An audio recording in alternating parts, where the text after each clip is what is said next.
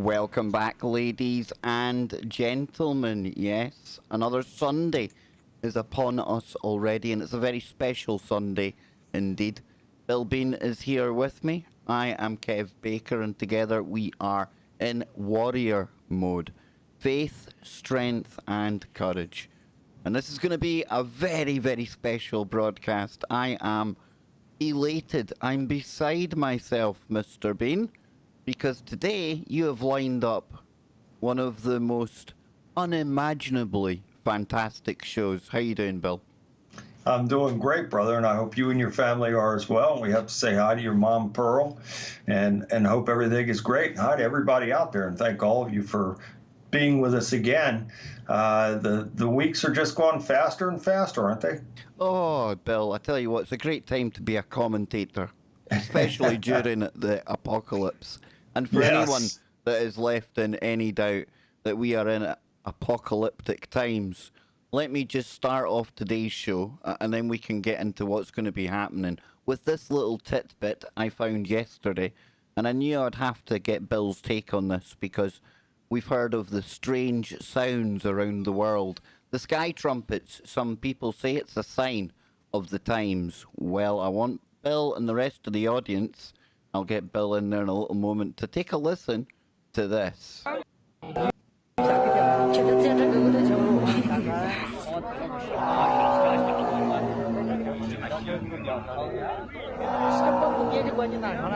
There you go, Bill. So, what do you make of that, man? That's in China, the propaganda department. That's not me, like, being hyperbolic and, you know, egging it up. They actually call themselves the propaganda department. Have responded by saying it's not an earthquake that's imminent, and it's not a dragon, and it's the netizens have all synthesized the noises. So when the Chinese government are sending troops and responding, Bill, worth paying attention. I totally agree with you, and I got to tell you, it feels and sounds authentic to me. What it is, I don't know, but I've heard some very strange sounds in my lifetime as well, and kind of similar sounds to that. Now, could it be a hoax? Sure, but I have to tell you, I don't think so. It feels and it sounds authentic to me, Kev. Yeah, one of the guys that was commenting on Twitter, they'd said, and I totally agree, that 90%, I'd go higher, maybe 95%, after the initial batch that really took the world by storm years ago, 2011 I think it was, because it was pre-2012, and at the time I thought, 2012 coming up, but yeah, the majority, vast majority are faked, they're regurgitated. But Sure. this one, you know, I do try and track things down to keep myself right more than anything, Bill. And The spidey senses. Exactly, it feels right. And I don't know, but when you look at the videos, what's striking is the fact that they're all looking up in the sky, almost as if the noise isn't coming from the mountain. It's almost as if they're looking above them, you know? And another telling thing as well is that they are all looking somewhere, because if it were a hoaxed video, then if you had a group of people in the video and these sounds are playing and nobody is reacting, well, then you'd have to say, okay, what's going on here? Nobody's reacting to these, bizarre sounds, but people are reacting, and they're all looking seemingly upward. So they are reacting to something and perceiving that it is coming from above. And I would imagine if it's the biblical trumpets, they will sound a little bit more harmonic than that ungodly noise. But Bill, what a way to start off this special broadcast. I think it sets us up nicely for, well, tell the audience what we're going to be getting into today. Well, we're absolutely overjoyed to have Cheryll Jones on with us, and she has quite a background. I mean, she has been a reporter and a journalist for many, many years, and also is the investigative reporter for Coast to Coast AM. Our good friend George Norrie and Tommy D over there, and Tom Danheiser may be joining us as well. He's at an airport and he's not sure if he's going to be able to call in and join us, but if he does, that'll be icing on the cake. But we're going to have a fantastic show with Cheryl and get into what she's doing and her role over there with George Norrie at Coast to Coast, and some other stuff for her as well. I'd like to start with our opening prayer. And Father, I ask that you please bring miracles of peace and healing and reconciliation. And as Kev has mentioned here, and I'm firmly in agreement with him, that we certainly are in these last days. And when you will come and send your son, Yeshua Jesus the Christ, back, that is entirely up to you, and no one knows it, not even him, only you. We trust in you, and your will be done. But I'm asking you, Father, for miracles, to have mercy and bless and heal and restore and bring peace back on the earth again, and lift this spell that the masses are under, and help them to have wide eyes to see the truth and to see what is actually taking place in America and the world. And I ask, Father, that you bless everyone that is tuned in right now to this program, and keep them in your hedge protection 24 hours a day, 7 days a week for life, and bless them with an abundance of love, peace, joy, good health, and prosperity forevermore. In Jesus' name, it is so. Glory, hallelujah.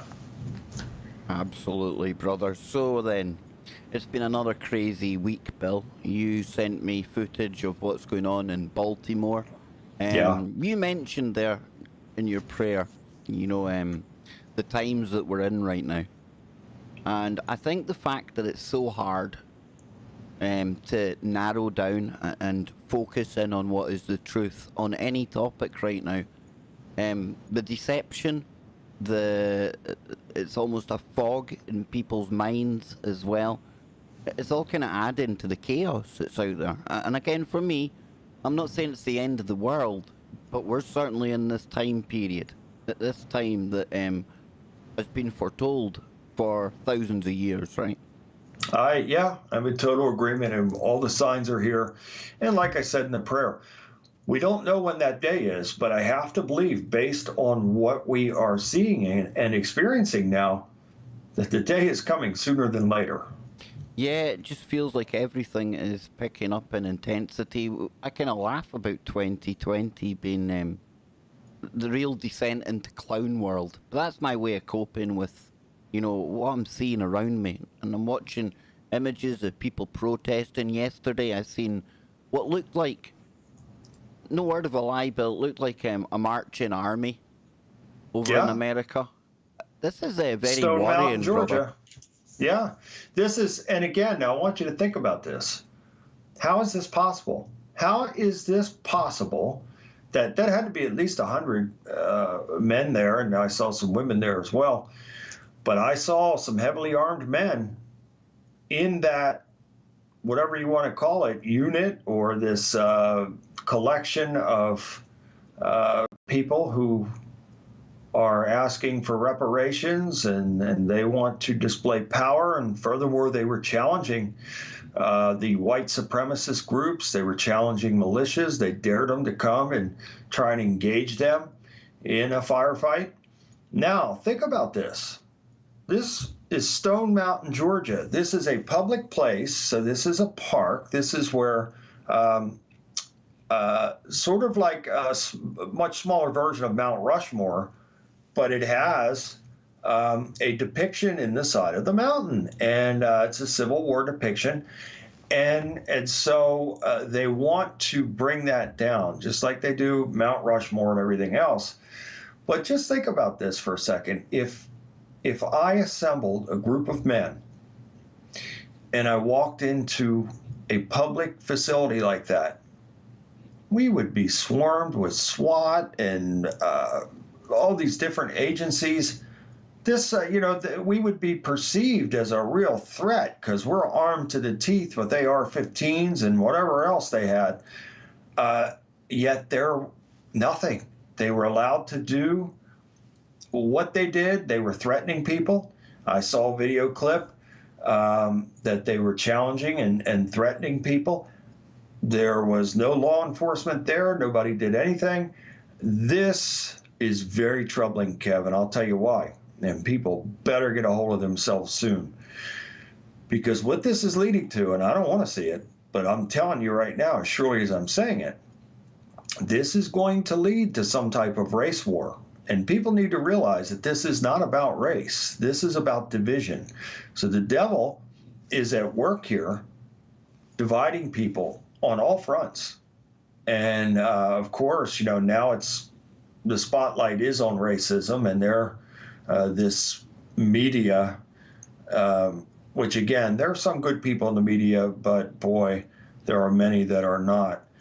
And they are perpetrators in this, and they are really fanning the flames and fueling this to the point where I'm sorry to say, and this is why I'm praying for God's intervention into this, if something is not done soon, this is going to escalate into a civil war.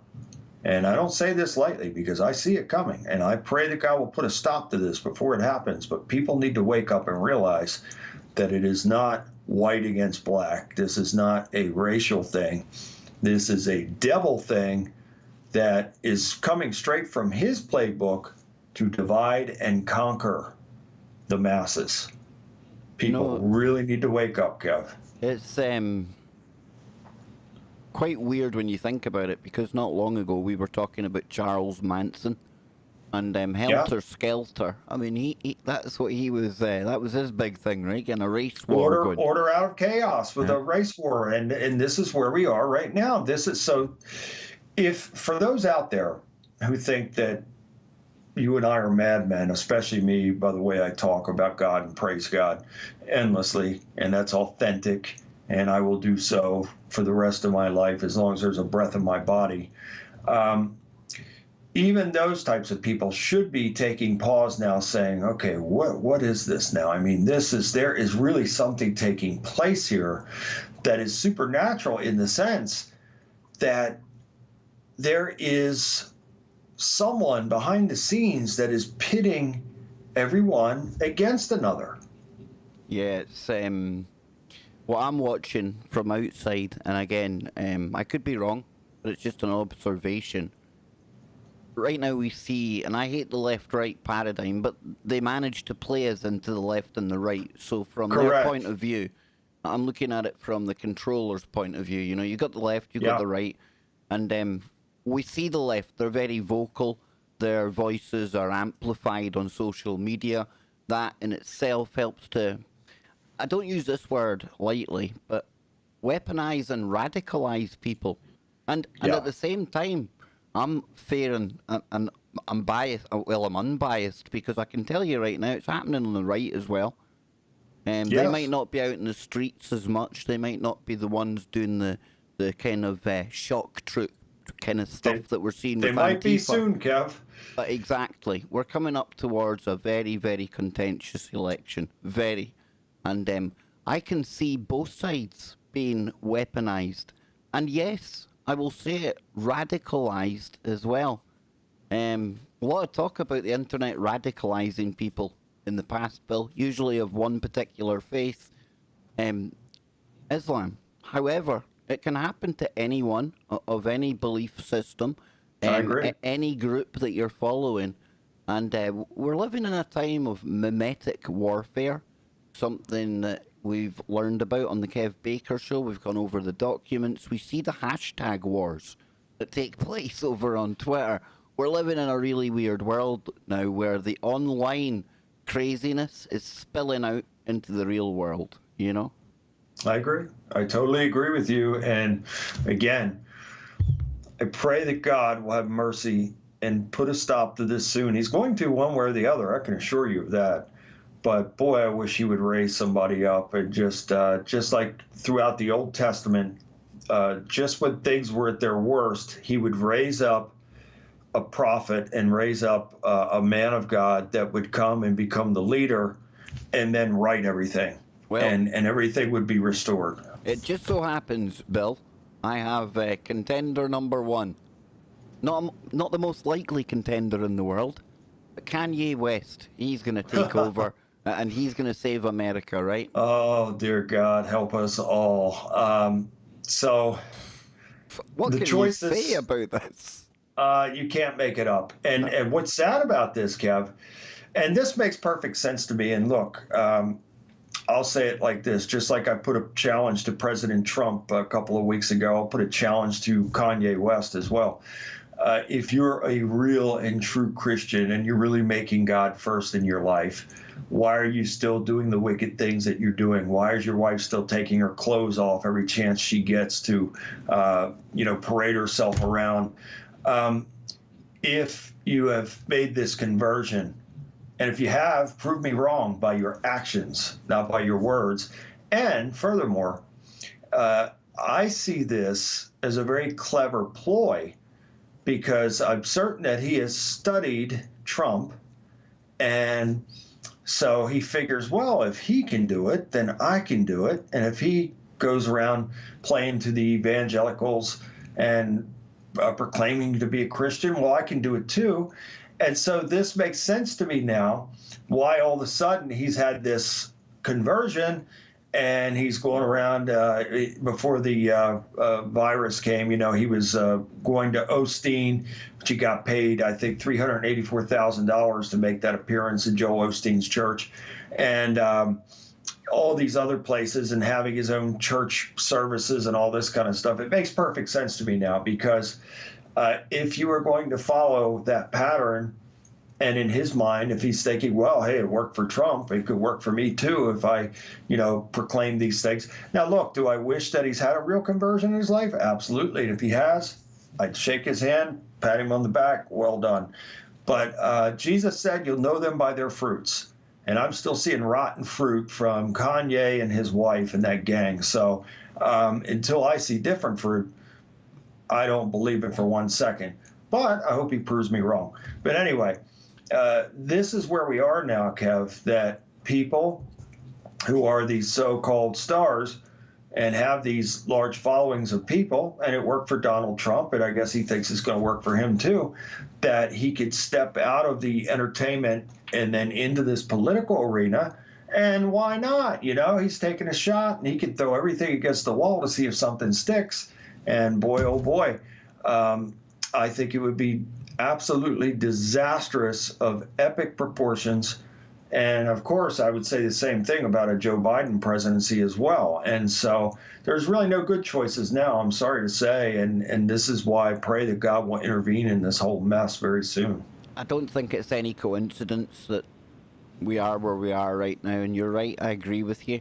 And at the same time, the dude in the White House, I don't like any of them, remember? I don't take sides. And he's like a reality TV star, literally an actor in the White House. And from the outside looking in, don't take offense, Americans, but how much more ridiculous can the American political scene become? And bear with me, I'm going to explain something why I say that. It's almost as if it's deliberately been dragged into the gutter and made to look ludicrous, ridiculous. Yeah, it sure seems absurd, that way, Kev. and to give people no real option. But why would they do that?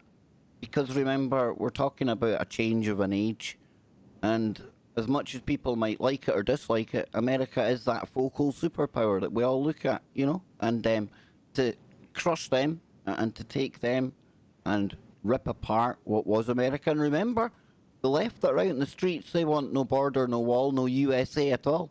So you've already got No one walls? side. Yeah, you've already got one side calling for that. It's not me hating on America. It's me actually hoping America does something to prevent the wall that it's heading towards, The police departments are being defunded. The New York City Police Department was just defunded by the mayor, $1 billion.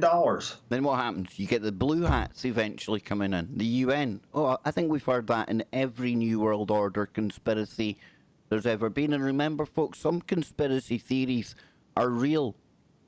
And this is definitely one of them. That there is an evil, small amount of people that want to rule this planet. And that includes me, it includes Bill, it includes all of you.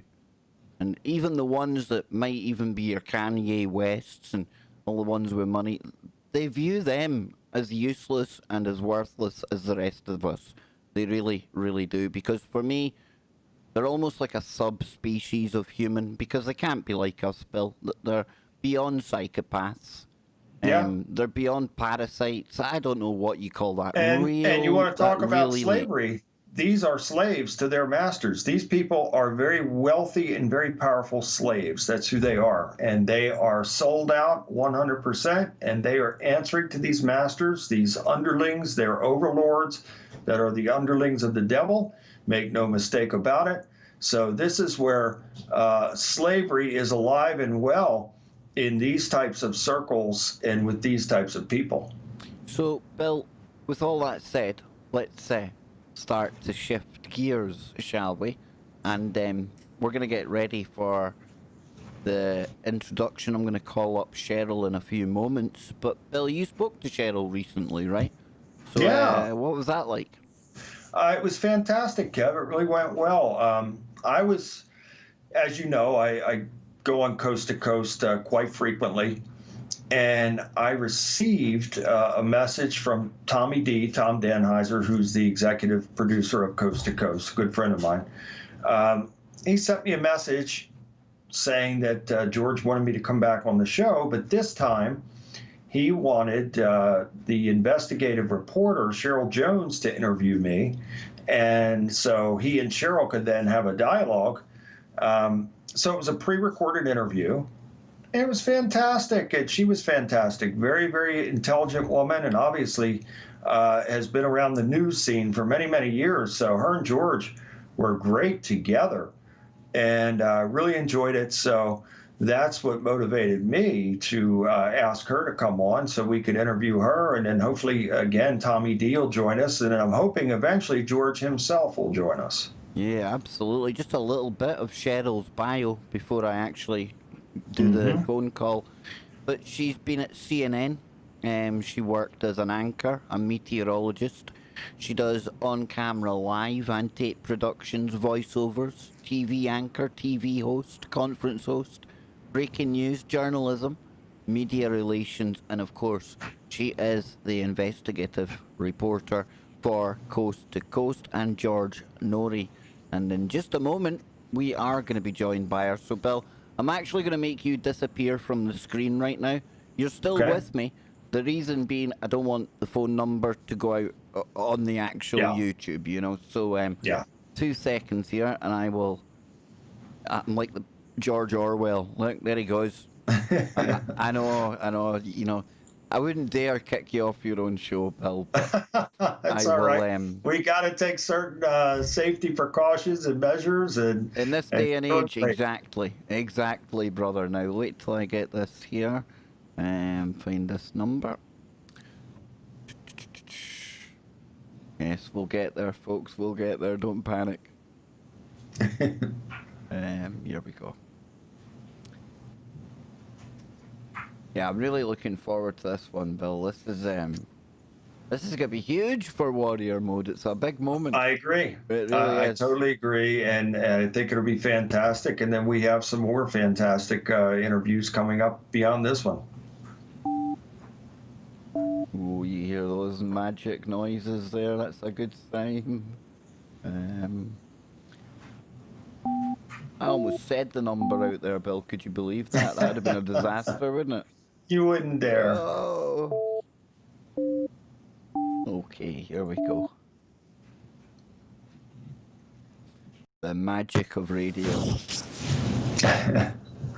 Let's hope it works. You speak when it answers, Bill. She knows you. I'll be some strange Scotsman on the line. No, she knows you. Okay. We've got 2 numbers, so we're calling the first. Hello? Cheryll. Hi, Cheryll. Can you hear us? Hello. let me mute your sound here. There you go. Hey, All Cheryll. right, I'm going to introduce you to Kev Baker now, and we'll let him talk.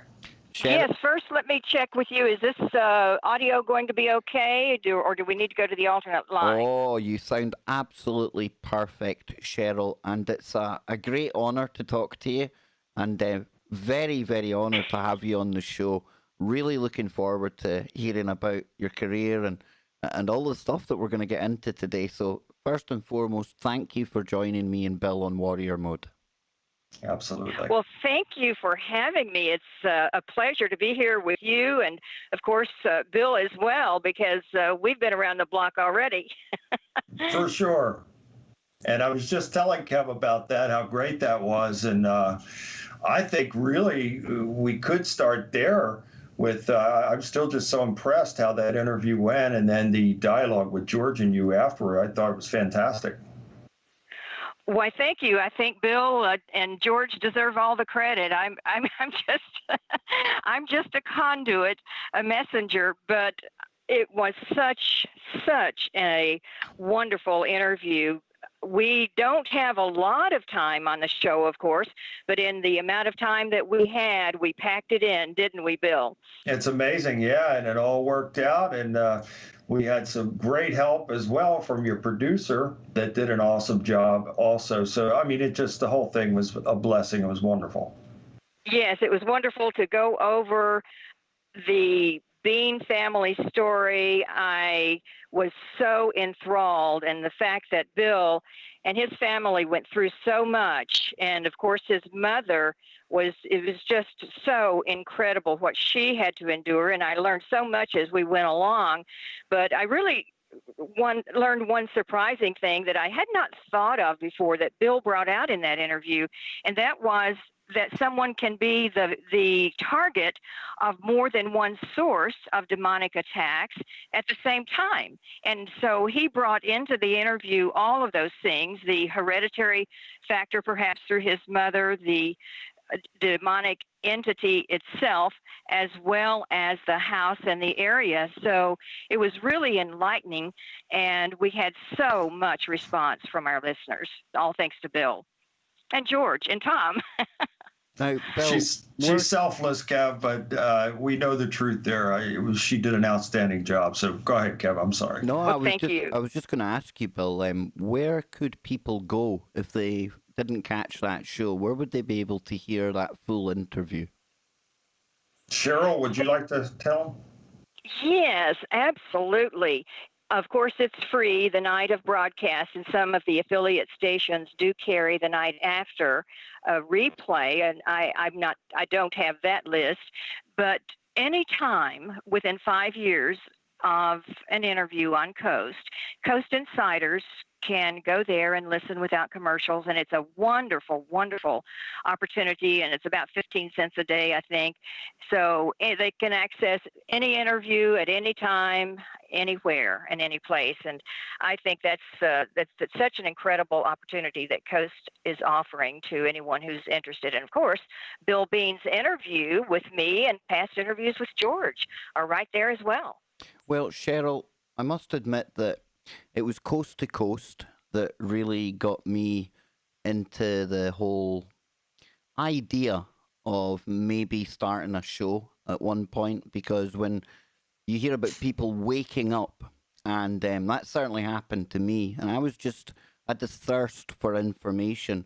And when I came across Coast to Coast AM, I had never heard of it over here in the UK, but the joys of the internet. And I must admit that George Norrie, he almost feels too familiar to me. He's like an uncle, because he was there during my formative years, kind of getting into this alternative kind of lines of research information. And that really leads me into my question for you, because you've had such a prestigious career. You've gone from what would be classed as the heart of the mainstream media, and now you find yourself in a entirely new genre altogether. How did that come about, Cheryl? I guess master of invention. Yes, I have boomeranged several times over the course of my career, and I have to say that I guess it's because I really never felt I wanted to be one of a cast of thousands, and was always looking for something that other people were missing. Sometimes you call it a missed angle. And that seemed to be the path less traveled that I seem to always be attracted to. And in the mainstream news, you mentioned I yes, worked with CNN. I was an anchor. I also was a meteorologist, the first and only, to my knowledge, broadcast journalist who's ever done both of those jobs at the network level. And CNN was network nationally and internationally. So it there was always more than what we were able to deliver on the air. As you know, a report can be 1 minute, 1:15, 1:30, maybe 2. But now things have morphed into a news item that is not the way it used to be. Not that it was ever perfect. Nothing ever is perfect. But it's become so political and so mean-spirited, almost like a bad version of the National Enquirer, where you don't even know fact from fiction. And so in my career these days, I stay out of the politics, but I am issue-oriented.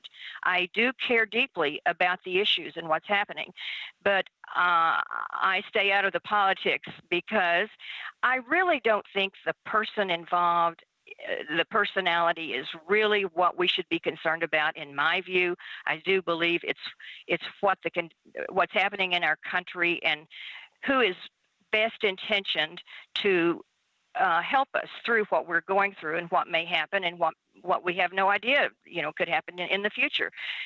So while I'm not political per se, I am interested and take a lot of, I care a lot about what's going on. So as far as how I changed from mainstream, well, it was part of my natural instinct, but also that there's a whole other world that's not getting attention. A lot of stories that people whisper about, but don't talk about, certainly not reported. And I think people are starting to wake up and become more aware with the onset of the internet and more information available, as you earlier alluded to. But I also think President Trump, love him or hate him, and again, there's plenty of people on both sides. One thing that is undeniable that he has done is pull back the onion peel on a lot of things that were never mentioned or alluded to or acknowledged before. So the door has been opened for us to see, at least right now, a peek of things that we never thought imaginable several years ago in 2016. So from that standpoint, I try to take the situation, find the positive, and focus on that, and not get all wrapped up in all the things that we can't change. There are plenty of negative things that we can't change, but we can change how we handle them. And I think that's something that Bill has made a very, very strong statement about in his life journey, and that is he took a situation that would have completely decimated a normal person and turned it into a powerful tool to help others who may be going through similar or the same kinds of things. So I think, for me, that's my takeaway. It's, I'm given opportunities. I've worked for them. I started out selling pots and pans door to door before I ever had a television job. So, there are many layers to the onion, so to speak. But in my course of my career, I started out in my local hometown of Knoxville, Tennessee, and worked my way up through the years in various reporting opportunities and producing opportunities. I had a talk show. I did weather. I tried to do as much as I could because somehow I knew that things would always be changing, and I certainly had various interests, and I followed the pathway that way, and always just tried to pursue things that interested me at the moment. And somehow UFO conferences became part of my the things that I did. I hosted and emceed a lot of them around the country, and met various people, and everything is a layer, and you meet different people in different venues. So it's all very exciting, and I like to think the way Bill thinks, and that is take what you have and try to make the most of it within your ability. Absolutely. Yes, Bill, anything you want to add to that there? I think you're muted up, Bill. Yep. There he Kev, goes. can you hear me? I can hear you now, brother. Okay. Yes, I can hear. That's I what didn't you were want to listening. interrupt Cheryl at all. She was, you were she listening was that speaking intently. perfectly. I know it Yeah. was brilliant, but Yeah. yeah. No, I think she's covered all the bases there, and I think that I'm in total agreement with her. And it's just amazing that, and again, this is for all of us. We all have a journey in life, and like she said, her journey began starting out selling pots and pans door to door, and look at the beginnings of that and where she's at now and the journey in between. I think it's fascinating, and again, we all have a journey in life, for the better or worse.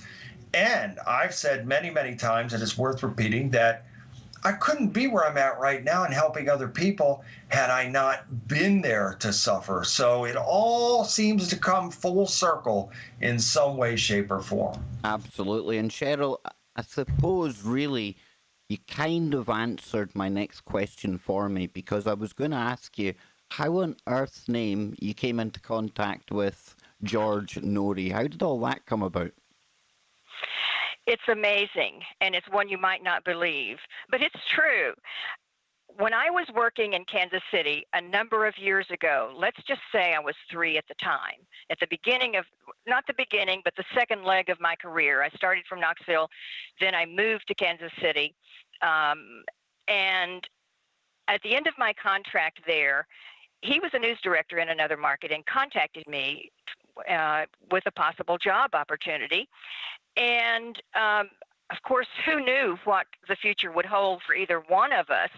But it was another job opportunity, and I had a lot of them at the time. And while I appreciated it, I ended up taking a job offered to me at TVJ down in Miami. And then from there, West Palm Beach, and from there, Denver, and CNN and the Weather Channel, and on back to Kansas City, just a long hopscotch across the country over the years. But after CNN, and after I went back to local television in Kansas City and started doing a lot of other things and venturing out in various avenues, I started also hosting UFO conferences. And George was a featured speaker at many, if not most, or perhaps all, I'm not quite sure. We did so many of them over the years, at the X conferences in Washington, D.C., produced by Stephen Bassett. So I was able to personally meet him face to face, finally, there. I think the first one was in 2002, after all these years. Even I'm quite envious of that, Cheryl. I'm quite envious, yep. I was just lucky. And then we continued to meet at various conferences over the years, as I did others. And so I think both of us, having come from a mainstream news background, perhaps he may have appreciated something in my background that way, and I certainly respected everything in his background. He, at the age of 28, was the youngest news director in the country. And when you come up the stairway in mainstream news, like we did then, you have a real appreciation for it and a real respect for it, for what it is and also what the potential is. And of course, you can get a little, it allows you to have an opinion as well. And I certainly do too, and I believe George does too now. But about a year ago, he contacted me and said that if I was interested, there was an opportunity there at Coast. And so I immediately said yes. I really didn't even know for sure what the ramifications were, what it was at that time. But I knew whatever it was, I would jump on board and do my best to handle it. So here we are. That was in September last year, 2019, my first show. And we're here with Bill Bean now, which his show was just March what was it, Bill? The 25th or 26th on Thursday or not March, but I'm sorry, it was June. Yeah, the 25th. I think it was. And so here we are. You're still muted up, Bill. There he goes. So I'm trying so hard to listen to her without any interruption. I keep muting my mic. But yeah, she's right. It was the 25th, and I have received, and usually when I go in with George, I received tremendous response.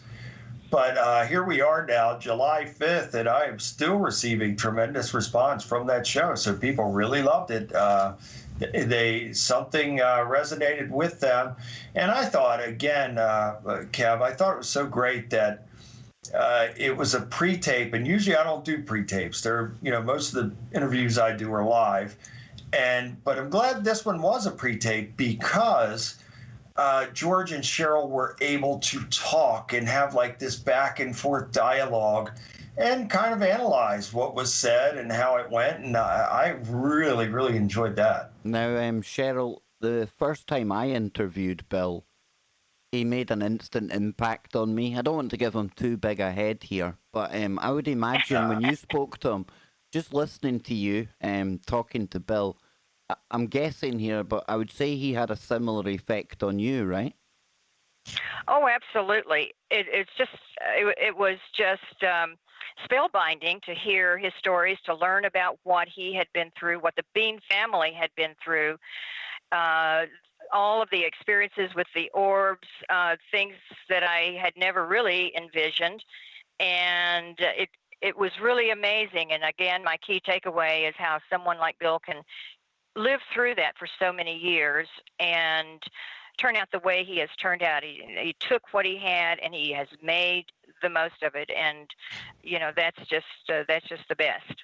It's like I've always said to you, Bill, remember the first time I said it to you? I was quite cautious when I said it's almost as if that childhood you had, you needed to have it because it was the path that you were on to the man you are today. And at the time, I thought that's so cruel to even say that. But I think it is true, that was just your path. You had to go through that in your early life to be able to do what you do now, in my opinion. Yeah, no, I totally agree. And so I praise God for all this, even for the bad. Are there things I wish that I could change? Of course. And Cheryl and I talked about that also, especially when it came to the suffering of my mother, who suffered more than any other person I've ever seen in my life. Surely I wish that if I could ever go back in time, it would be to change those circumstances and to have relieved her from that level of suffering, which I believe greatly contributed to her death at the age of 44. But I agree with you 100%. I could not be where I'm at right now and helping others had I not been there. So now my life is 50 times more blessed than it's ever been cursed. I can never thank God and praise God enough for that. And I pray each and every day of my life that God works through me to be a blessing to somebody. And I will continue to pray that for the rest of my life. And it's just amazing the amount of people that come to me for help, not just from America, but from all over the world. I have a session with a man from Bolivia coming up this week. 43 countries around the world and counting. And so that is the power of God. So if God could transform someone like me and the life of hell that I had and my family being destroyed in that way, and take me and transform me from that, from victim to victor, then he would do that for anybody. So when people hear me say, thank God, praise God, which I endlessly do and will do so for the rest of my life, it is very authentic and sincere. Absolutely, brother. So let me come back to you, Cheryl. I know we've only just met, but I have to ask you, have you yourself had anything supernatural, paranormal type experience in your life? I have some strange things that probably could be categorized as supernatural. I'm not. Once upon a time, I was in Kansas City. This was some years ago, and more than 20 years ago. I had an early morning schedule.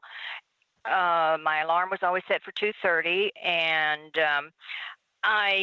I woke up, I started to get out of bed, and I put my legs on the floor, and one leg was extremely painful, and I couldn't stand on it. I looked down, I had a huge indentation in my leg. It was probably 5 or 6 inches in diameter, and it hurt like holy heck. And I thought, what the heck has happened to me? Something happened during my sleep. I didn't even wake up. And I couldn't imagine what could have happened that hit me with such force, or I hit something with such force that would create a physical indentation in my thigh, just above my knee. And I kept looking around my room, and I thought, I don't sleepwalk. I've never had any issue with anything like that. I have had sleep paralysis events, which, you know, I could never really explain away, but, and they were always fearful, but I had no recollection, no knowledge, no memory of this event. And it started bruising up. I showed it to a coworker at work, and I said, what in the world, have you ever seen anything like this? And nobody could explain it who took a look at it. I did find that there was one piece of furniture in my bedroom that had a big handle that fit that spot, but it was in place. It hadn't been moved, and I couldn't see how I could even have managed to have gotten, you know, in that situation where my body would have hit it. There's no way I could have started running as fast as I could run and throw myself into anything. So the next time I went to the doctor, I asked, you know, what he thought about it. He had no explanation. An x-ray would do no good because it was not, there was no bone broken. The bruising from it was unbelievable. It was like you took a bottle of this dark blue ink and from the top of my thigh to my knee poured it all the way down. And that bruising, you know, turned colors and it looked awful for months and a long, long time. And the doctor said that the only thing that he could think of that I could do is just continue to massage that. So which I did religiously over the years. And finally, years later, I mean, there's just a tiny, tiny bit of indentation there, but that was something that was so unexplainable. And that was one thing, I guess you could call that supernatural.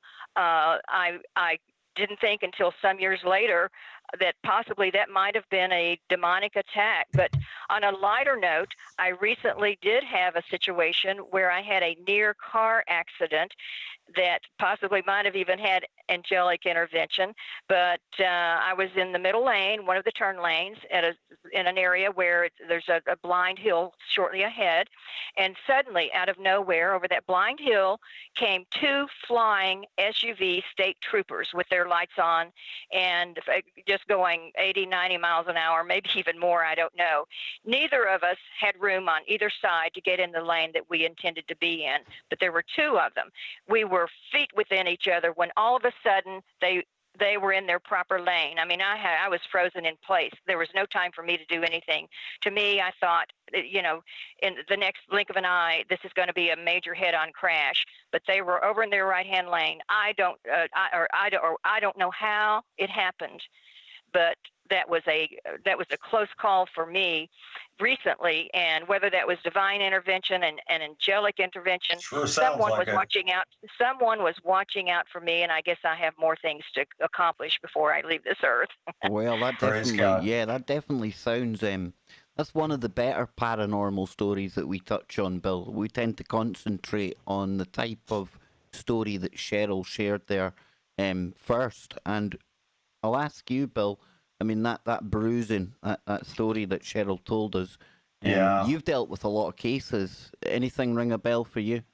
Oh yeah, I mean it fits right in with a lot of them. That you know there are physical traits and characteristics and physical attacks, and sometimes the victim is aware of what has taken place physically, and other times they are not. And based on what Cheryll has told us, it certainly sounds like that was some type of demonic attack that created some damage there. And I mean, for her to go that length of time and have to continue to care for that area, that's some pretty severe trauma, physical trauma to that area.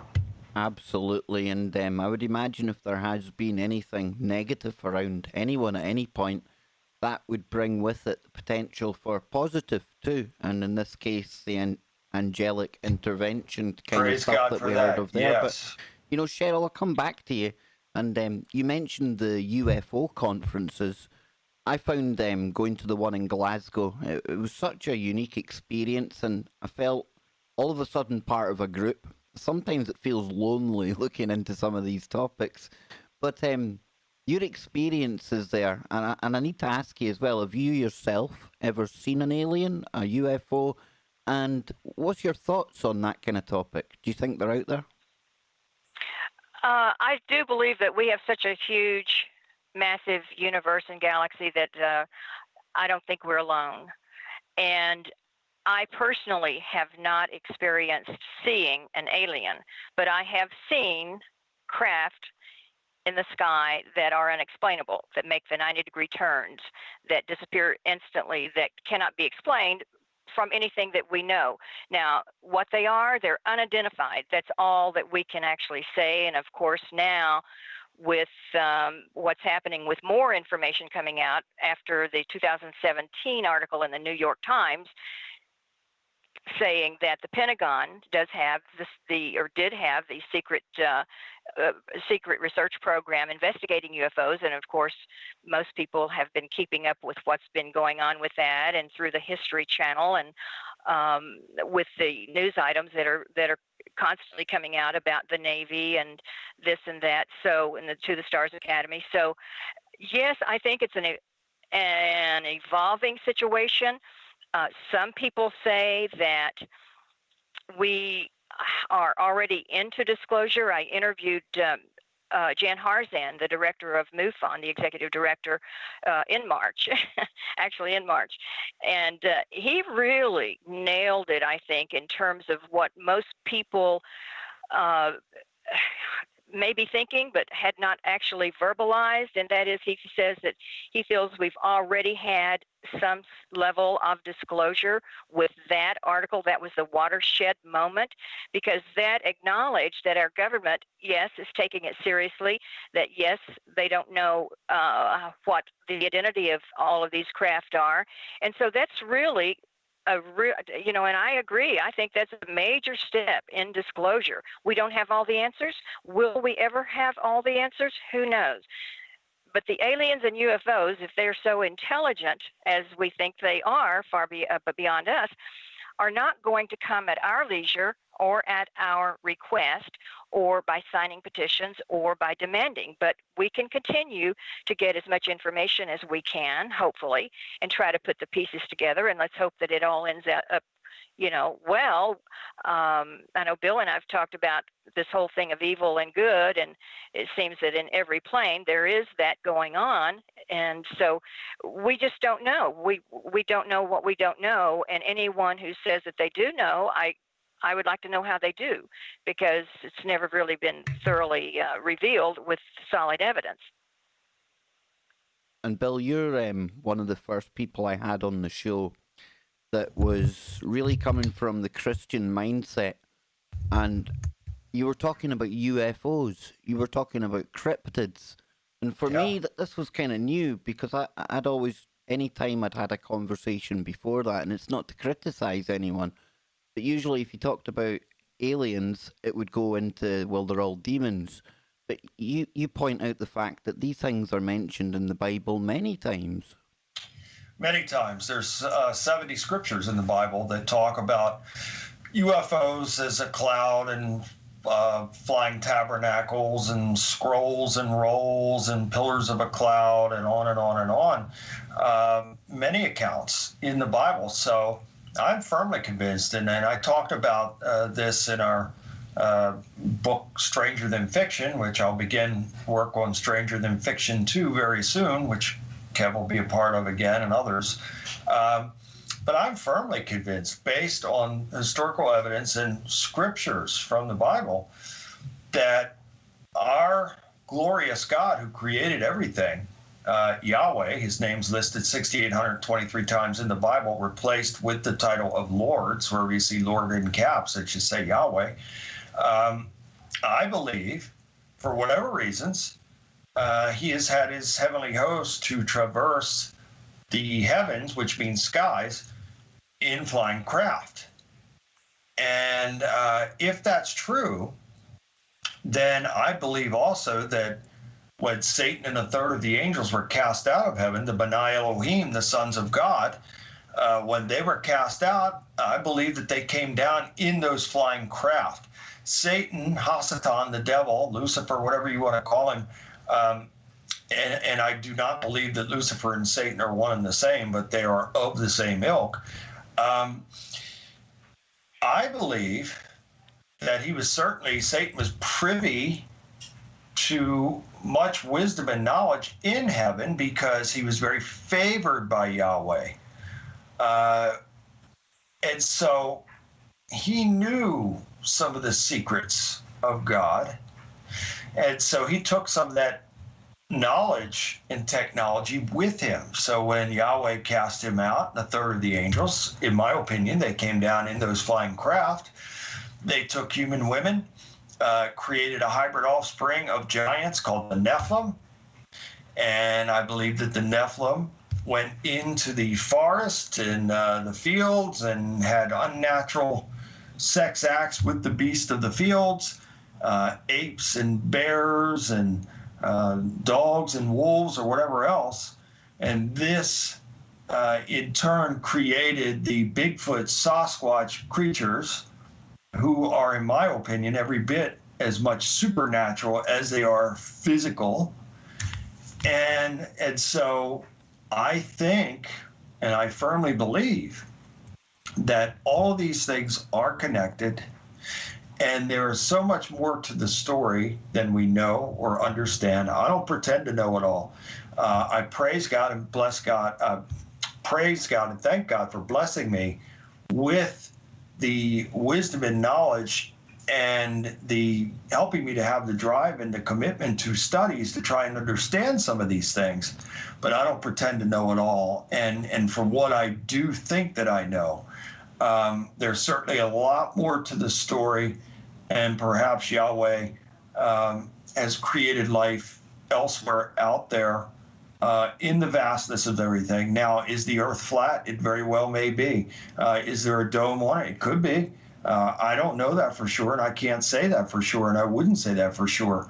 Whatever the case may be, even if that were the case, there would have to be some type of lid or something on that dome or whatever it may be to go out in the vastness of everything. And if that's true, then perhaps God has created life, in many places out there. And so I've always said that the first source for the UFO craft, and I've had many divine experiences involving UFOs, and I've had many demonic experiences as well. So it starts with Yahweh and the heavenly host. And I do believe that when the rapture comes, I think they're coming back. Jesus and those angels are coming back in flying craft. They're coming back in clouds, which are these flying craft that they're coming back in. Now, the devil has an army as well, a kingdom and an army that have these craft also. And now our governments, who I believe very firmly believe that they have made deals with the devil and his minions for technology, fallen angel technology. That's why we have what we have now, and that's also why we're a prison planet, because of these technologies. I feel strongly that you have the source from Yahweh, you have the source from Satan, you have the source from the governments now that have this technology and capabilities to build these craft. And then the fourth part of this is that there very well may be life elsewhere that does come in. So those are the four factors that I firmly believe make up this UFO phenomena. Yeah, absolutely, brother. And it was great listening to you kind of laying that out there. And Cheryl, I'm going to come back to you because myself and Bill, we often talk about the times that we're living in. And we know that no man knows the exact time, the hour, but we equate what we see around the world right now to being akin to the kind of chaos you would associate with apocalyptic times. But I'll ask you, I mean, when you look at the state of America, around the world, Cheryl, what's your take of where we are and where we're going in the near future? Okay. Yes, and after that, if you don't mind, I'd like to come back and make one more comment about the aliens and a positive story that I had on Coast, which is really, really phenomenal. But or if you want me to comment on that now before going on to the current world affairs, is fine too. I think we'll have the alien. It fits perfectly right now, Cheryl. Okay. Yeah, absolutely. Okay, we're talking about good versus evil, and the reptilian having the image of being evil in terms of what we've all been exposed to with television shows and what we've read about and know about, and as Bill mentioned in the Bible. But in March, I had a guest, Terry Lynn Keel. Her story is amazing, and it's available on the Coast Insider as well. But she told a story of having a chronic pain that she could never get over following a surgery that went bad. And one night while sleeping, years after, she was awakened by this reptilian lizard. It seems so unbelievable, but you have to hear the story and see the evidence and see, to hear the whole thing before you jump to a conclusion, because this was a warm-blooded reptile. What happened was the alien had a biological tool that she said looked somewhat like a stem or a plant, and it moved and it interacted, and that alien touched the portion of her body where the pain originated and healed her. And she has, to this day, still does not have a return of the chronic pain. Now, what happened was Terry wasn't the normal person who would be so freaked out. She had somewhat of a medical background as well, enough to know that she needed a swab if anybody was ever going to believe her story. That's exactly what she did. She took a sample, rubbed it over the spot, and put it in her freezer where it stayed for all these years until we had the interview, and she came into contact with someone who would and could test it, a DNA lab expert. So I was able to interview a follow-up on that story. We first revealed the story and had the encounter on the September show, but then in March, right after the lab test came back positive for this tegu lizard that is the warm-blooded, it's the only warm-blooded reptile they know of, and it can control its body temperature, so it was very unusual, and it tested positive on the swab DNA. And it's just an incredible story. I think that's one for the history books as time goes on, and at some point people will come back to that and really, really take a close look at that, because that is the only known DNA alien situation that we know of. But that is in my interview archive in the Coast Insider. Cheryl, and as also she brought we had the lab technician on to explain the process and also to show the test results. Cheryl, that is absolutely massive, and like Coast to Coast, I like to think Warrior Mode or my own show, the Kev Baker Show, we're the kind of places where you can talk about reptilians, different types of entities, and it doesn't get immediately rejected. And that's what I really like about this, Bill, because our audience are very open-minded. And I remember when David Icke famously came out back in the day and spoke about the reptilians, and he's still getting the blasted for it today, But there's something very true at the heart of this. You can look back in myth, legend, and these reptilians, absolutely they're real. And this is one of the first occasions, possibly the first occasion, Bill, where I've heard of a positive side to it. But that makes sense, right? Because there's good and bad with humans, and I would imagine there's good and bad with any other entities out there as well, right? There certainly could be, Kevin. I've had many experiences with those types of entities, and they were not good. And I have, not only in my own case, but since becoming this spiritual warrior and helping other people, they have had interactions with these entities and the bad ones. I certainly, and look, can there be good and bad in all life forms? Yes, I can absolutely be open to that and believe that. But I certainly, in the experiences that I've had and the experiences that some of my clients have been, horrific experiences. And I have seen these entities for myself up close and personal, so I know they're real. I have had situations in my own case years ago, and this went on for a couple of weeks, getting out of the shower and the mirror on the back of the bathroom door, the door's closed, and then how the mirror would steam up. And this what appeared to be reptilian looking three large fingers with these claws at the end of them. And I've also seen that in other people's homes, and I've actually seen these entities manifest in front of me, so I know they are real.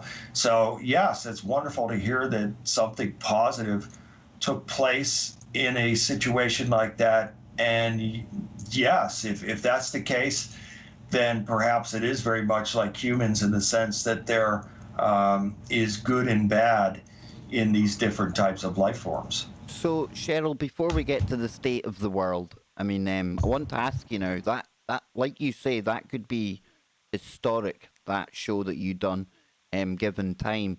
Is that the most enjoyable show you've done on Coast, or does something else come to mind? They're all enjoyable in their own way. Every one is different. I've interviewed a person who had a real up close and personal experience with a Mothman type, Wolfman type entity, and the story he told was just blood curdling. And I know him. That actually occurred very close to where I grew up, so that had a personal interest to me. But every story is different, and they're not all scary or totally weird. Some are just really, really informational. Jan Harzan, of course, went to every level with the UFO and the time travel and supernatural involved there, and disclosure. So what we try to do in my segment, which is once a month on the last Thursday, unless there's a holiday, that falls on that, and there may be, we may do that show the night before in those cases, but just try to find the mysterious, the unusual, something that is really occurring, not just a figment of someone's imagination. So you have to have some merit to it, and the person has to have some credibility.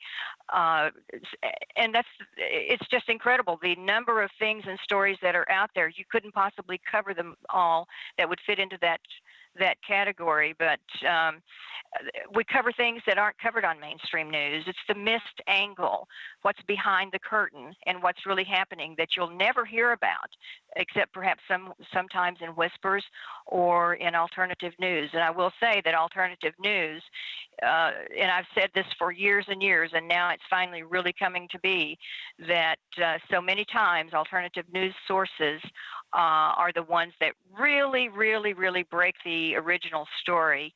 And maybe years later, somehow it surfaces on mainstream news in some form, but it's usually without credit.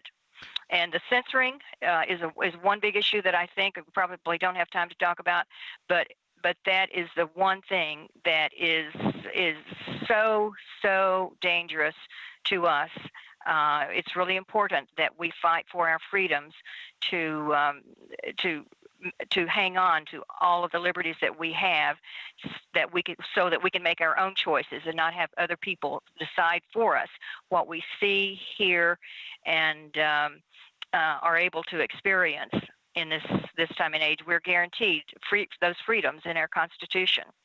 Absolutely, and we must make the most of having those freedoms. And Cheryl, like me, I would say we speak to some of the world's most interesting people for the work that we do. And as much as most of the shows are enjoyable, it's topics that we all like to get into. From time to time, myself, and I know Coast to Coast does as well, it gets into some of the more disturbing type stories. Have you ever found yourself kind of getting creeped out any of the stories that you've covered for Coast? Well, some of the aspects of Bill's story are pretty about as extremely upsetting as you can get, and there's so many different levels there. And of course, he's written books on that and told that story in many different facets. Yes, those are all very, very disturbing. Another was with a very nice person by the name of Randy Anglin, whose story was about his father being a Cold War guinea pig. And Randy had grown up with, not understanding everything that was happening with his father. His father died in his 40s, a very early age.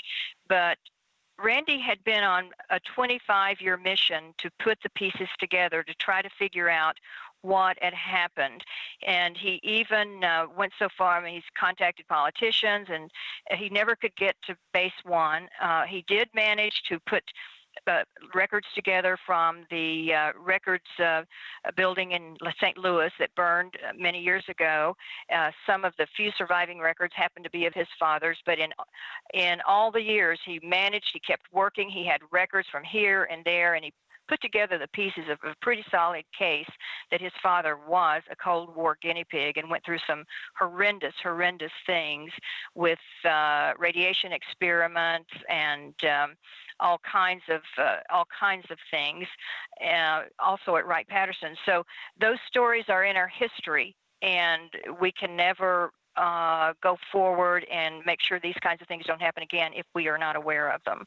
But yeah, there's stories of all levels. Sometimes they're lighter. I had an interview with Lindy Tucker on beeping UFOs, and she recounted stories from decades and all of her work in researching beeping UFOs, and she too got scientific evidence of those beeps.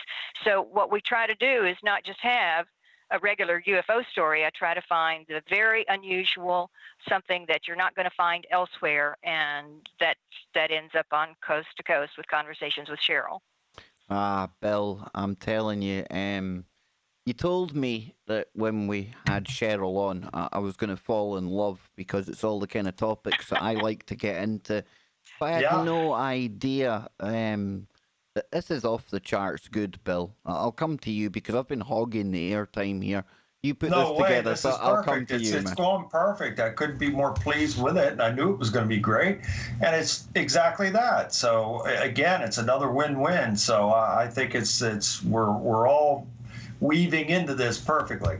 Well, I think it now would be the perfect time then to weave it back into what we were talking about in opening, and that was the state of the US. And I'm an observer looking from the outside in, Cheryl, but I've never seen the US look so disjointed, so divided, and in such a precarious position. But what's your take on what's going on right now in America and around the world?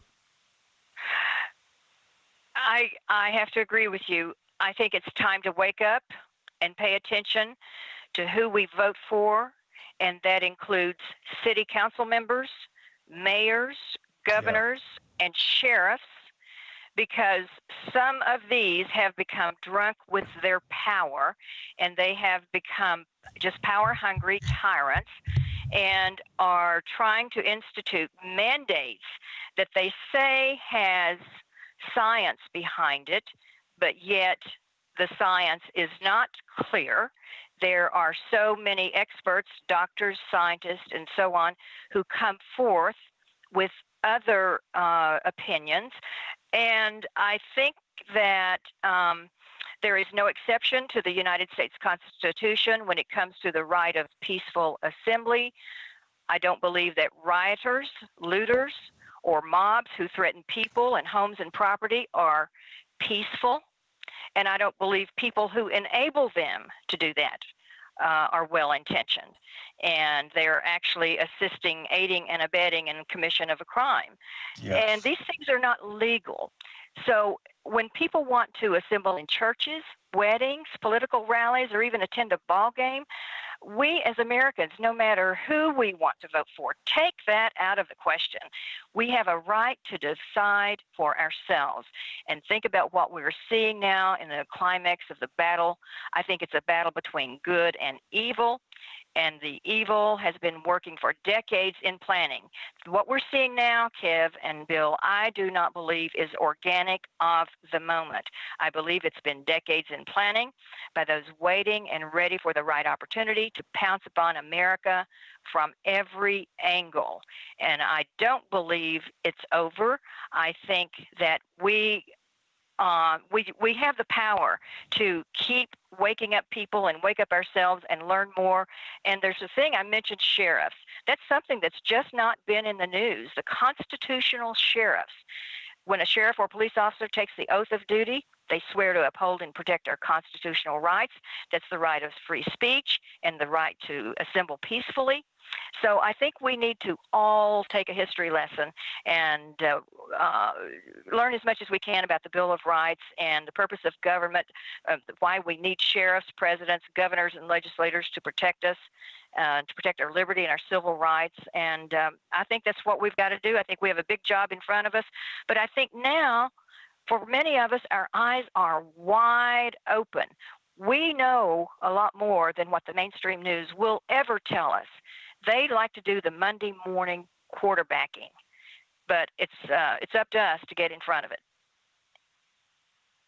Bill, I couldn't have said any of that better myself. And watching the mainstream media in the UK, it's really easy to get a false perception of anything. And I want the people to listen to what Cheryl said there, how smart it was, how right it was, how intelligent it was.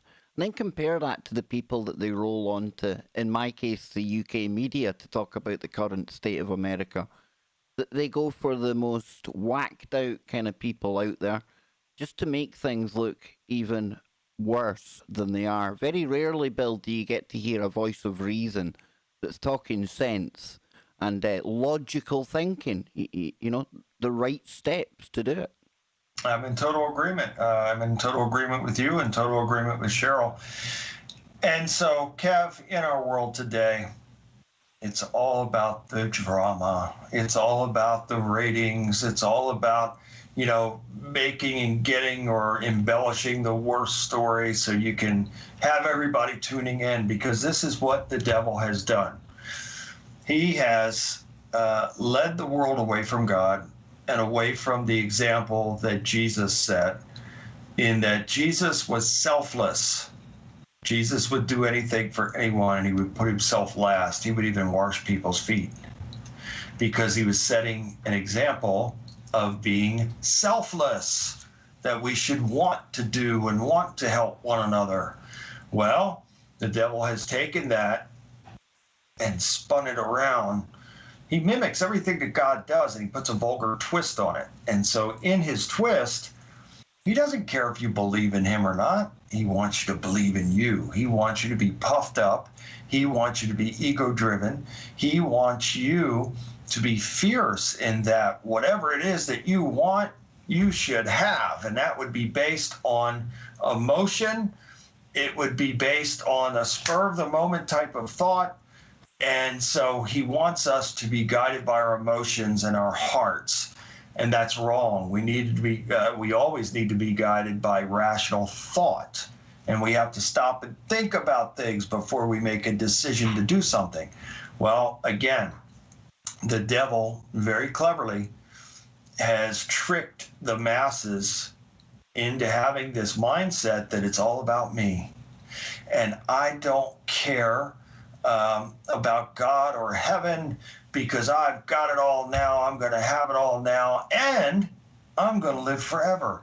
And this is really a mindset that these people are taking on now. So when you bring this level of selfishness in, it's divide and conquer tactics. And that's exactly what is happening in America and the world right now.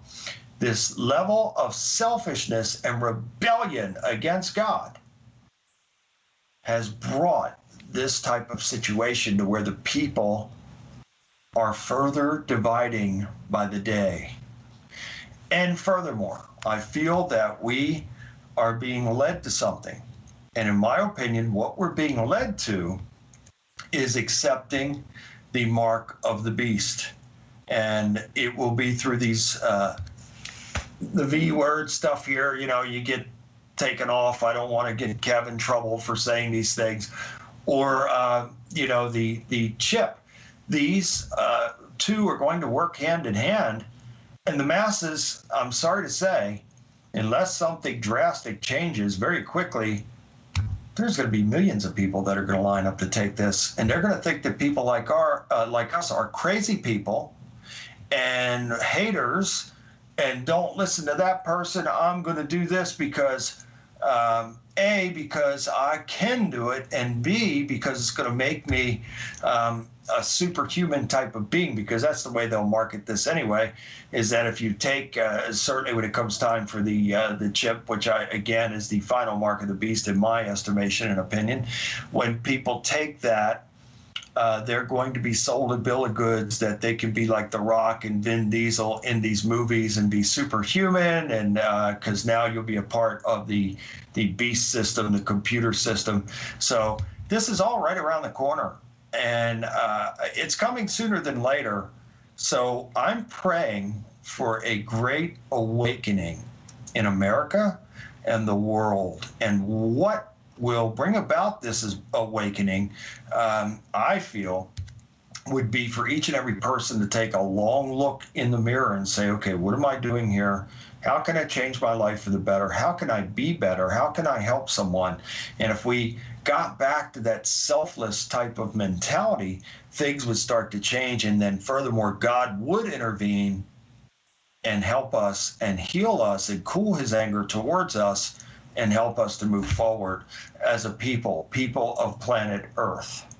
And Bill, we started off the show, you were talking about the statues that are getting torn down. Yeah. And people really need to pay attention to recent history, when the only statues I can remember getting erected were the ones of Baphomet. Multiple times we've seen Baphomet statues getting raised in America. We had the Twin Pillars of Palmyra. Remember when they came from Syria and it done a world tour? That was literally the Temple of Baal. Yeah. It's there for everyone to see. And I'll come to you, Cheryl, because we talk about Mark of the Beast, the end times. Would you agree with us, or would you have a different take, that we're probably as close to that time as we've ever been? Yes, sadly, I think we're very close, and it's just so upsetting to see the statues destroyed, whether you have an appreciation for them or not. It's history, and if you don't respect history, you're bound to repeat it. How can you honor one holiday that's, and just because you want to remember history and destroy everything else around you? The pandemic and all of those riots, everything that's just all coming together, we need to remember that there are no pandemic exceptions. You were talking about the mask and some other mandatory medical treatments with the V word. There is no pandemic exemption to the Constitution. We have a peaceful right also for assembly. Mandating is not in the Constitution. It's the governors and the mayors and the local leaders of the city council who came forth with the mandates. How can it be one way in one state and one in another? The president's guidelines were voluntary. So I think we have a lot to learn, and we need to pay attention, wake up and pay attention to what's going on. We do not want to turn into a nanny state. That's not in the Constitution either. So even though we don't like everything that somebody else does, or we're not like them and they're not like us and they don't like us, learn to get along with people and accept and respect other people's spaces. When it goes beyond peaceful assembly or peaceful protesting, that's when it's no longer peaceful. I could not agree more. And in the end of the day, we all bleed red. We're one race. It's human. And if we could only just stop being manipulated and moved around like pieces on a chessboard, Bill, and keep falling for the same old tricks of divide and conquer. You know, Yeah. instantly, if we were just to stop and, like Cheryl said there, ignore our differences, in fact, celebrate our differences, it makes for a far better conversation. And it wouldn't take us too long to actually recognize that we do have a common enemy. And it's the people that are Right. playing us off against each other, Cheryl. Wouldn't you agree? Exactly. There is no reason that people have to behave in the way that they have behaved, and I feel the same way about defunding police. Sure, every organization could use improvement, and we know that. We know there are things and times and events that haven't been right. There are bad apples in every bushel. You cannot find one organization that doesn't have some people that really perhaps should not be there. But why not take the money and use it to better vet and better train police officers rather than try to decimate the organizations? I personally feel that that's in the wrong direction, and that's my opinion. I agree. And it's very sad that, and again, it's a prime example to me that lawlessness is not only on the agenda, but it is being implemented into our major cities in America currently. And I think that it is coming to a city and a town near everybody, I'm sorry to say. And this is where somebody has got to stand up and say enough is enough. And if the governors aren't going to do it, and the mayors certainly aren't going to do it, well, then the president's going to have to do something. He's going to have to do something. I can tell you this. I don't know what the delay is here, but if it were me, I would have taken swift action on this, and we would not be having this now. And sure, there'd still be some disgruntled people, but they would not be assembling in this way, in this manner, destroying things and literally threatening people or harming people. I mean, I can't tell you how many videos I've seen now, and I continue to see. I saw one yesterday. I think it was from Florida. Guy gets out of his vehicle, and these 5 or 6 guys jump on him and start beating him and kicking him. And this has got to stop. And so what's happening is, though, it is literally robbing the events that are taking place with all this political correctness and all these accusations against the police and how they've suddenly become the bad guy and everything. How in the world can they do their job? How can they even be motivated to do their job? They have to be afraid of everything now, that if they do this or, grab somebody, and a lot of times they're in anytime a physical encounter is taking place. In most of those cases, they are not only trying to subdue the suspect, but they're trying to protect themselves as well. I mean, this is dangerous, dangerous work. For those who don't understand this, this is dangerous stuff, and it's life-threatening. And so some of these officers don't come home from a shift, and it's very sad and very tragic. So I just wish that we could get everything turned around to where the focus is on good again, because through this massive propaganda system that goes all the way back to the 50s, and Kev and I have covered this before, here we are today as a result of those seeds that were planted back then to create this kind of rebellion in society. So it's not going to change until A, God himself comes and changes this, or B, we have this great awakening that no matter what your skin color is or your beliefs, that we could still come together and love one another, respect one another, and really be there to do for one another and help each other for the greater good of all. That's one of the positives that I take from this time, Cheryl, and you touched on it earlier, that people are starting to realise that what they've been told, it's not exactly true. The world isn't like we imagine. And I think me and you doing shows like we do, we're uniquely placed because people have a thirst for this information. And I think information and conversation will be the way forward. And if we think back now to you personally, your show, Coast to Coast, one of the biggest in the world out there, I mean, what's some of the exciting projects that you're lining up in the near future, Cheryl? Well, I can tell you I have a lot of exciting projects that are lining up, but I'm not at liberty just yet to say because we don't really reveal that until it gets pretty close to showtime. But I would like to touch on what you just commented on, if I could go back for just a moment on your topic about what's happening in our world. And if I could, I'd like to say that when it comes to bullies, like we've been talking about the political correctness. If you stop and think about it, people need to stand back and look at what's happening and the patterns involved. Bullies are never satisfied. You give into them once, and it's never ending. The goalpost keeps moving. When there's a bigger agenda behind one thing at a time, each individual item that is demanded, you have to look further and look at the source and look at where this whole thing originated and who's funding it. There's a lot of money that's being poured into these people, causing all of the trouble and destruction and death. And when it comes to citizens not being safe in their homes, like the couple in St. Louis, or people driving on an interstate and being attacked, what are you supposed to do? We cannot reimagine the reality of this. I agree that this has to come to a stop. And these are crimes. These are absolute crimes, and anyone assisting and aiding and abetting is a criminal as well.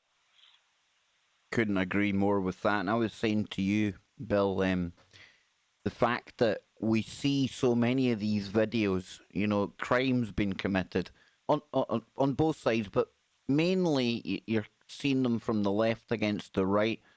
And the fact we are seeing so many of these themselves online, we know how quickly they can censor anything. They're literally the people behind all of this who are using both sides. They're trying to trigger some bigger event, aren't they? They want this to kick off. They're determined to, for lack of a better term, spark a civil war. And you're muted up again, brother. This is crazy. There he is. I'm sorry. Yeah, I agree with you 100%. I see it coming. I wish that we were wrong on this. I don't want to see it happen, but it is coming. And there are forces. And again, I believe that the devil is the heart. He's at the heart of the matter and the root of this problem. But he's a puppet master. And he's got these underlings that are the overlords of these power elite. And they're given these directives, and they are carrying this out just like a plan. It's like it's just like a battle plan, for lack of better words, that is just unfolding right in front of our very eyes. And everything that is good is now bad. And everything that seems to be bad and evil is now good. And the scriptures tell us, woe to those who call evil good and good evil. Well, we're living it right now. And you've reported many times, in fact, the whole time we've worked together, Bill, every time we've spoken, we've both commented that things are getting crazier, things are getting darker. The paranormal is becoming the normal. And where does this end, When does this turn round? Because I have to believe that we win in the end of the day, right? Well, we do win, but perhaps not on this earth. And again, I certainly hope so. But where this ends, and again, if people are truly being steered in the direction of taking the mark of the beast, which I believe they are, just got sent a story from my good friend Bart Carlucci. Maybe we'll talk about this next week, about some people in Europe that are willingly going and taking this. If the masses are heading there, well, then this is Sodom come again. And this goes back to the story of Lot, to where God sent the angels to Lot to protect Lot and his family and get them out of Sodom and Gomorrah before the destruction rained down on the people, and Lot was grieved. He said, "Oh, can't you save these people? Can't you?" And God said to him, "Well, bring me 50 righteous people, and I'll consider it." And Lot couldn't do it. And then just the numbers kept going down and down and down, and Lot couldn't do it. And so we're getting to that point now to where people are turning away from God in droves. And yet at the same time, I'm so busy right now. I don't think I've ever been busier with people coming to me for help, for spiritual help. So at the same exact time where people are turning away from God, people are coming to me for spiritual help because they are having these problems. So we have this, it's like a doorway that is opened to where it's just kind of flipped. And there are these people that have rebelled against God, and I believe that it is part of it is bringing more evil on the earth. And then when you factor in things such as CERN, that opens these types of dimensional doorways, well, of course, you're going to have more of these entities flooding in on the earth. So we, in this current time, have so many different things going on and taking place simultaneously that it is literally unfathomable when you really step outside of it all and look at it and say, how could this all be happening at once? From these entities being everywhere to hordes of locusts that are invading different parts of the world, these sounds, and then like the sounds that you played earlier in the show. This is all real, ladies and gentlemen. I don't like to report bad things. I like to report good things. I want love and peace and joy and blessings for everybody. I want to see everybody doing well. Unfortunately, the devil is behind all of this struggle and strife and suffering and division. And the only way that we can win on this earth is for us to turn back to God and have eyes to see what is taking place here and the manipulations that are taking place. So again, I say it's going to require every person to look into the mirror. And more importantly, if you don't have a connection with God, I'm urging you now. I can't twist your arm to do anything, nor do I want to. But what I am saying to you is absolutely true, and I'm saying it out of love and caring for you. It is time for you to turn back to God. The sands are running out of the hourglass now, and it is time. So, Cheryl, we're going all the way from Australia to Alaska. Literally got listeners in both those places right now. What would your final message be to the audience, and any final thoughts that you have about what Bill just said there, Cheryl?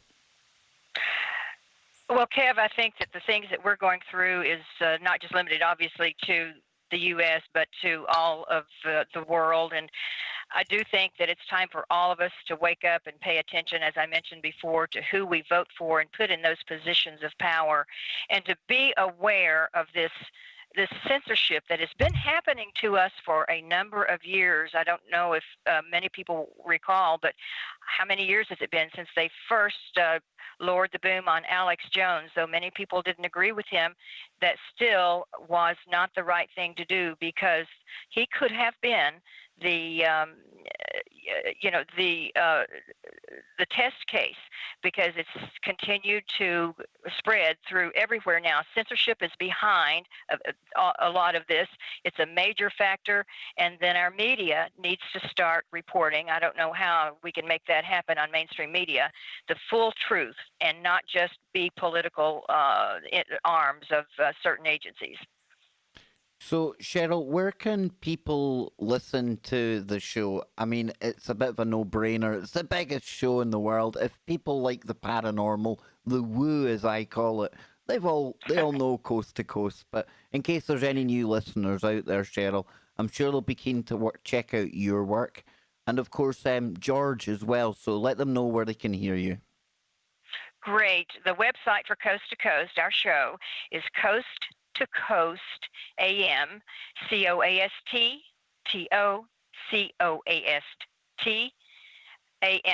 TOCOAST, and then my website is CherylJones.com, and you have it spelled right there on the screen, CHERYLL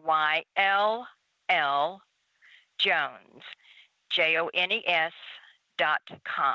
So I can be reached through there. My email is on there as well, and love to hear from everybody about your experiences. And I'm sure we'll meet again, Kev and Bill. Oh, absolutely. This has been almost like a dream come true, Cheryl. I must Oh, admit, this is kind of bucket list stuff for me. Bill, hosting my own little humble show and then having one of the hosts of the biggest show in the world here on our little humble podcast. I tell you, man, this has been unbelievable. And I hope people out there have really taken something from what Cheryl has had to say. Thoroughly enjoyed this, Bill. I knew it'd be good, but come on, you could have warned me it'd be this good. I told both of you it was going to be fantastic, and it was. And Cheryl, I want to thank you. Really, I truly appreciate you taking your time to be on with us. We've certainly enjoyed it, and we hope to have you back again if you'll come back on with us. Oh, I'd love to come back, and thank you so much. It's my honor and my pleasure to be here with both Kev and Bill and all of your listeners as well. This has been fun. Thank you so much, Cheryl, and we will have you back here any time. And you can tell George next time you see him that he's definitely got a big fan over here in Scotland, and that he is doing some great work. And I enjoyed listening to hour after hour after hour of him when I was going through my great awakening. So there you go. Yes, and also remind folks that I know everyone cannot stay up all night long when Coast initially airs, but to become a Coast Insider, it's not much. You just go on the website and go to the Coast Insider link and sign up. I think it's 15 cents a month, and what a deal that is. You can go back as long as you want, listen to Bill Bean as many times as you want to hear, and all the other exciting things that comes on Coast. Oh, I couldn't agree more, and I urge everyone to check out Coast to Coast. Yes. I have used many of the stories from that website on my own show, and I'll continue to enjoy the show. And Cheryl, I look forward to absolutely speaking to you again in the future, okay? Thank you so much, Kev. I really appreciate it. It's been my pleasure and my honor. Thank you so, so much. You have a lovely day. Thank you. There we go, Bill. How was that? Did you enjoy that? Fantastic. Absolutely. It was, I knew she was going to be great. I knew the show was going to be great.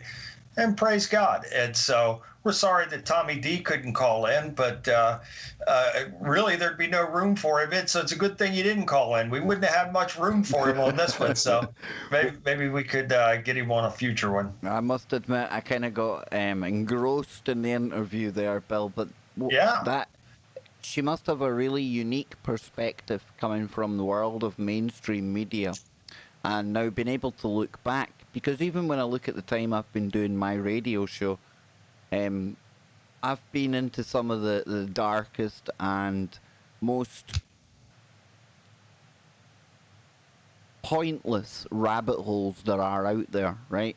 But over time, that's kind of turned me into who I am today. And we talk about discernment, and we talk about the spidey senses. We kind of make a joke about that. But I think that's all part of it. And I think Cheryl, in her own way, kind of different, having been in the belly of the beast, no offence to anyone at CNN, they're not all bad, I would imagine, but mainstream. So having been there, and now having the freedom that I would imagine she has on Coast, again, that gives her a unique perspective of all of this. Yeah, I totally agree. And isn't that interesting how George and her met all those years ago in mainstream news? And then, many years later come full circle, and now, they're actually working together at Coast to Coast. Yeah, and I mean, there's obviously going to be inevitable comparisons between Cheryl and Linda Moulton Howe. I think they're both uniquely brilliant. There's one Cheryl, there's one Linda. But Linda herself too, she came from the world of the mainstream. It was the cattle mutilations that just got in her mind, and that was it. She couldn't move on from there. I'm glad she couldn't, because we've learned a lot along the way from her. But I'm looking forward to seeing what Cheryl uncovers. And that reptilian stuff, Bill. If I had any idea about that, I could have promoted this for a month in advance and maybe had 10,000 people to hear that. That's huge. That's epic proportions of information That's right there. yeah. That's not your common everyday story concerning those entities. That's for sure. And to have some kind of scientific evidence, and again, folks, I haven't seen it myself, obviously, but it sounds to me as if it's passed the sniff test of Cheryl. She's looked into it, she's seen it, she spoke to the biologist involved. What more do you want? I mean, as opposed to leading a reptilian into somebody's front room, how much more evidence do we need to provide, Bill, that these things are out there, you know, good or bad? Not only are they out there, but they're becoming more and more prominent now. And another thing that is increasing the evil, not just CERN opening the doorways and not just people turning away from God, but the situation, the events that are taking place. So again, I've said this many times, all life operates on frequency and vibration. So if we're in the positive, you know, life is good. We generally are moving forward in life. But if we're on the, and that's high frequency, high vibration, you know, we're in the positive. But if we're on low frequency, life is a challenge. And that's where the masses are now, is down on this low frequency and low vibration. So it's going to draw these demonic forces to come in, because they want the people to be weakened in that state so they can have their way. Yeah. And so that's why another reason why we are where we are. And we spoke about coast to coast. Obviously, it's where Cheryl's from. But if I bring this up here, we looked at this quickly before we went on air. And if this turns out to be real, and again, we have to be very wary, Photoshop, things like that. But look at this. A human-sized bat horrifies the internet. Now, you can see the tail end of a motorbike there. So you're getting some idea of the scale of this thing. Now, it looks real enough to me, Bill, but it's meant to be South America. No, in fact, the Philippines, I think it was, Bill, wasn't it, when we read it? Yeah, Philippines, and I pray that it's fake. I don't want to see... Exactly. You know, bats of that size flying around in our skies, that's for sure, because you would have to stay armed and literally shoot these things if they came anywhere near you.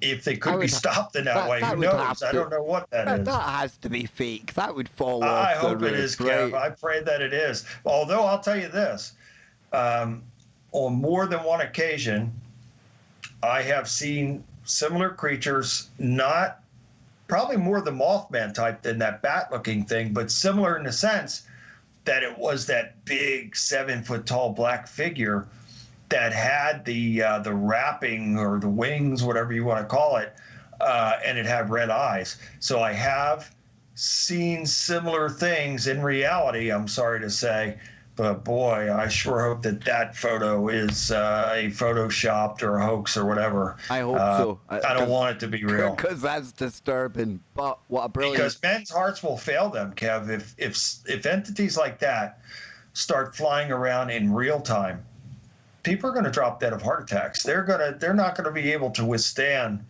these things. I'm watching a TV show right now, and I'm aware it's programming. Everything's programming, okay? Yeah, now, it's called programming for a reason. This one's slightly different. It's called Warrior Nun. Now, the kind of concept, the idea of the show is you've got a sect of warrior nuns who take on the legions of demons, and this one in particular called the Togask or the Torask. It's showing you kind of like how big, how evil, how monstrous these things would be. And you're talking about men's hearts failing, Bill. Yeah. Think of yourself being thrust into like a Hollywood movie, folks, with like something twice the size of you, breathing fire. Like you say, if these things start roaming the planet, people will be dropping over. Exactly. And it's only by the power of God that I could stand in front of entities like that and not have any fear. It's only by the power of God working through me. So without the power of God and his favor and anointing on me, there's no way that I could do what I do, encountering similar things like that from time to time. And I wouldn't wish it on anybody because, again, without the power of God working through me, I wouldn't be able to stand against that, and not only stand against it, but be able to cast it out. And God has worked through me to do that on several of occasions throughout my lifetime. Is that the kind of location? I remember you telling me one time you drove towards it and you could feel it before you got there. Oh, yeah. Yeah. Is Yeah, that like an that's one. indication of the kind of power that?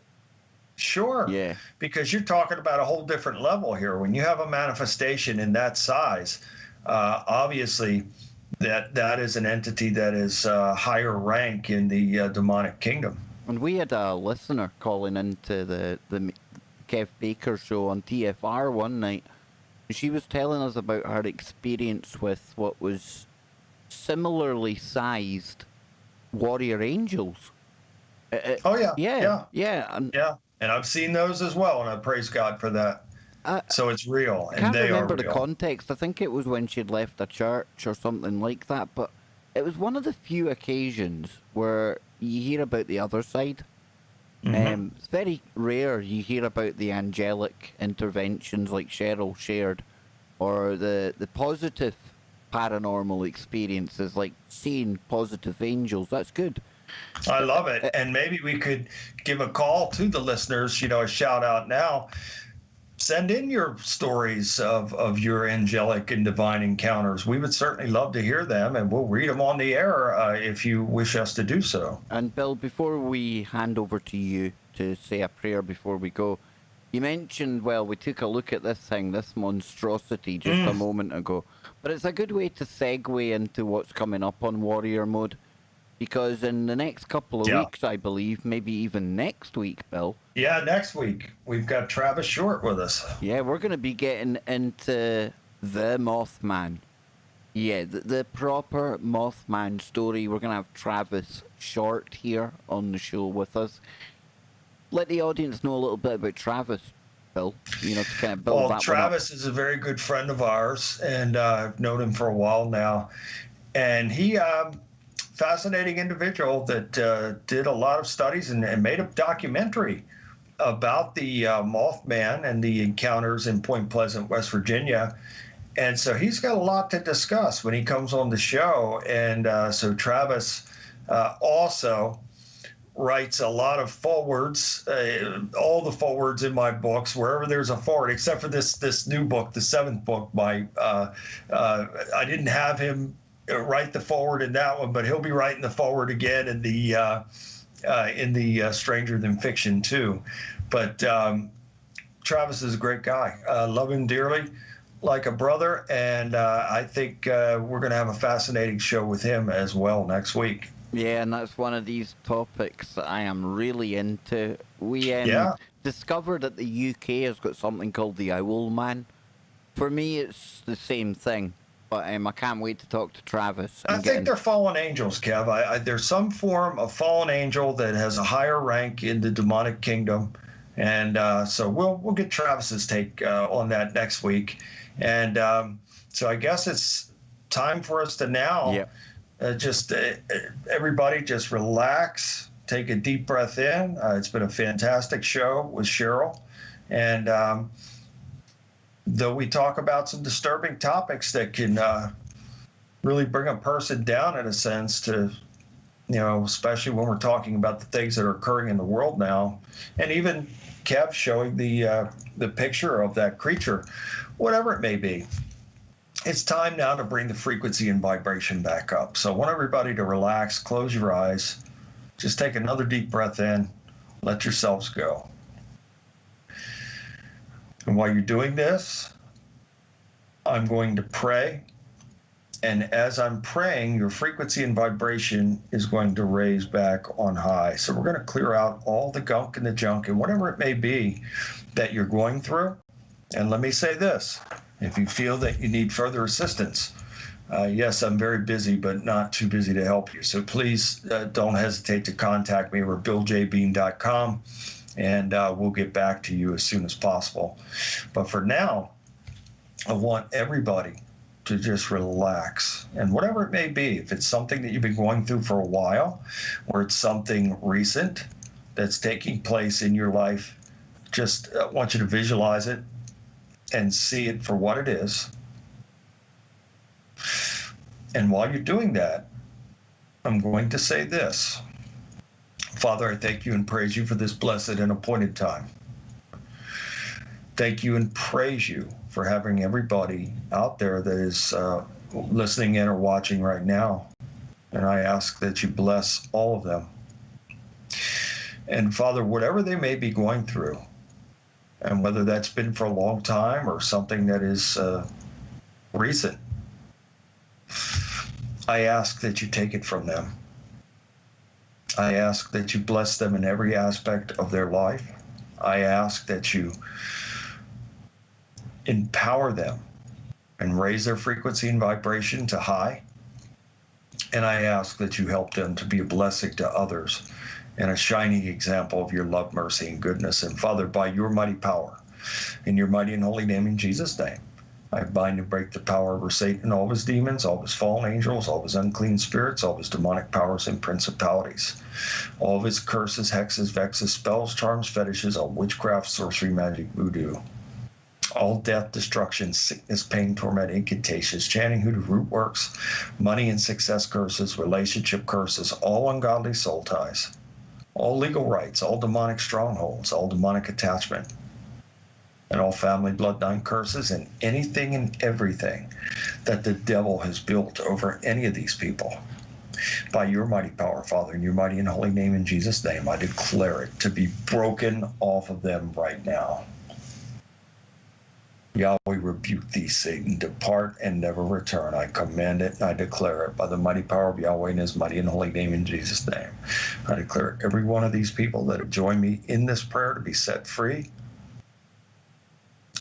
And I declare them to be blessed, sealed, sanctified, purified, cleansed, and made holy before you. Peace is upon them, and peace shall remain forevermore, in Jesus' name. Now I want all of you to take another deep breath in and really push it out now. You have eliminated the gunk and the junk, and God is now replacing that with his mighty and holy and awesome power. Until next week, stay blessed, stay safe, and we will see you again, my friends. God bless you. Kev, that about wraps it up for this week.